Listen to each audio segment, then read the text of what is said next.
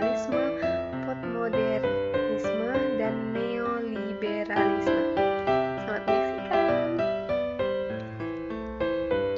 Yang pertama ada kapitalisme. Menurut Al-Jihad, kapitalisme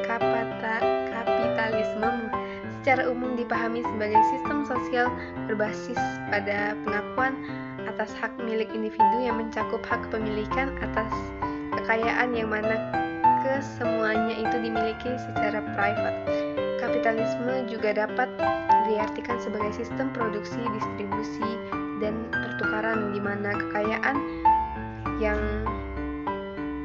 terkapitalisme di dalam arti modern sering dikaitkan dengan Karl Marx di dalam Magnum Opus Das Kapital. Marx menuliskan tentang cara produksi kapitalisme dengan menggunakan metode pemahaman yang sekarang dikenal sebagai Marxisme. Merupakan Marx sendiri jarang menggunakan istilah kapitalisme. Walaupun demikian, kapitalisme sebenarnya tidak mempunyai definisi universal yang bisa diterima secara luas. Ciri-ciri ideologi kapitalisme yaitu adanya pengakuan terhadap hak milik perseorangan atas berbagai faktor, adanya kebebasan bagi pihak swasta baik individu maupun perusahaan untuk memiliki alat-alat produksi sendiri dan aktiva, gedung, mesin, bahan baku. Dan selanjutnya, setiap orang memiliki kebebasan dalam bersaing dengan menggunakan metode apapun untuk mendapatkan keuntungan sebesar-besarnya. Lalu yang selanjutnya, pihak swasta memiliki kebebasan untuk menentukan apa yang akan diproduksi, berapa kuantitasnya, dan berapa harga yang dikenakan produk tersebut sesuai permintaan pasar. Yang selanjutnya, pemerintah tidak ikut campur dalam kegiatan perekonomian. Meski pemerintah dapat mengelola proses ekonomi, namun pemerintah tidak dapat membatasi aktivitas dan kepemilikan para pemegang modal. Dan selanjutnya, sistem kapitalisme akan membentuk perilaku individu pada setiap orang dalam masyarakat yang ditandai dengan karakter materialisme. Yang selanjutnya, masyarakat yang hidup dalam sistem kapitalisme cenderung berperilaku hedonisme karena telah dipengaruhi oleh pengusaha. Namun kapitalisme ini memiliki kelebihan. Yang pertama, cenderung lebih efisien dalam memanfaatkan berbagai sumber daya dan distribusi barang. Yang kedua, masyarakat menjadi lebih kreatif karena adanya keinginan untuk memperbaiki diri agar bisa bersaing. Dan yang ketiga, pertumbuhan ekonomi semakin pesat karena adanya kompetisi pasar. Lalu yang keempat, adanya penghargaan besar terhadap kerja keras seorang dalam bisnis. Dan yang kelima, konsumen dapat mengatur pasar karena adanya persaingan harga antar bisnis. Namun di balik kelebihan ada pula kekurangannya. Yaitu yang pertama, timbulnya pasar persaingan tidak sempurna dan pasar persaingan monopolistik. Yang kedua, persaingan antara pebisnis sering menimbulkan konflik dan ketidakadilan di mana hanya pengusaha bermodal besar yang menjadi penguasa pasar. Yang ketiga, sistem kapitalisme membuat perekonomian hanya berorientasi pada uang saja sehingga para pengusaha menjadi materialistik. Lalu yang keempat, pengusaha besar hanya berorientasi pada keuntungan sehingga seringkali mengambil alih perusahaan yang lebih kecil. Lalu yang kelima, timbulnya eksploitasi terhadap sumber daya alam demi untuk mencari keuntungan besar-besaran. Lalu yang terakhir, timbulnya ketidakadilan dalam distribusi kekayaan di mana hanya segelintir orang yang dapat menikmati kekuasaan dan kekayaan. Lalu yang kedua ada postmodernisme. Ialah paham yang berkembang setelah era modern dengan modernismenya. Postmodernisme bukanlah paham tunggal sebuah teori, namun justru menghargai teori-teori perdebatan dengan sulit dicari titik temu yang membentukkan arti postmodernisme sebagai kelanjutan dari modernisme. Namun kelanjutan itu menjadi sangat beragam. Bagi Lyotard dan Gladiner, postmodernisme adalah pemutusan secara total dari modernisme. Bagi Derrida, Foucault, dan Bourdieu, Postmodernisme adalah bentuk radikal dari kemodernan yang akhirnya bunuh diri karena sulit menyeragamkan teori-teori.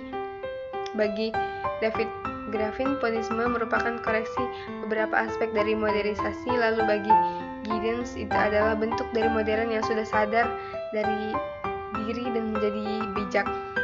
Yang terakhir, bagi Herbanas, postmodernisme merupakan salah satu tahap dari modernisme yang belum selesai. Pemikir Thomas Oden berkata bahwa periode modern dimulai di saat runtuhnya Bastille pada tahun 1789 dan berakhir dengan kolapsnya komunisme serta runtuhnya tembok Berlin pada tahun 1989. Modernisme merupakan suatu periode yang memfarisme ekstraksi dan kemungkinan mengetahui sebuah kebenaran dengan hanya menggunakan penalaran manusia. Oleh karena itu, dalam sebuah arti simbolik, penalaran menggantikan posisi Tuhan. Naturalisme menggantikan posisi supernatural. Modernisme sebagai pengganti dapat dinyatakan sebagai penemuan ilmiah, otonomi manusia, kemajuan linear, kebenaran mutlak atau kemungkinan untuk mengatur, dan rencana rasional dari social order. Modernisme yang dimulai dengan rasa optimis yang tinggi. Postmodernisme adalah gerakan untuk melawan, bahkan menolak arus utama modernisme. Ada pula yang menganggap sebagai anti-modernisme atau anti-positifisme. Istilah postmodernisme dapat dibuat saat akhir tahun 1904 oleh sejarawan Amerika. Untuk menjelaskan gerakan-gerakan anti-modernisme, menulis secara lengkap mengenai positifisme sebagai fenomena budaya yang lebih luas.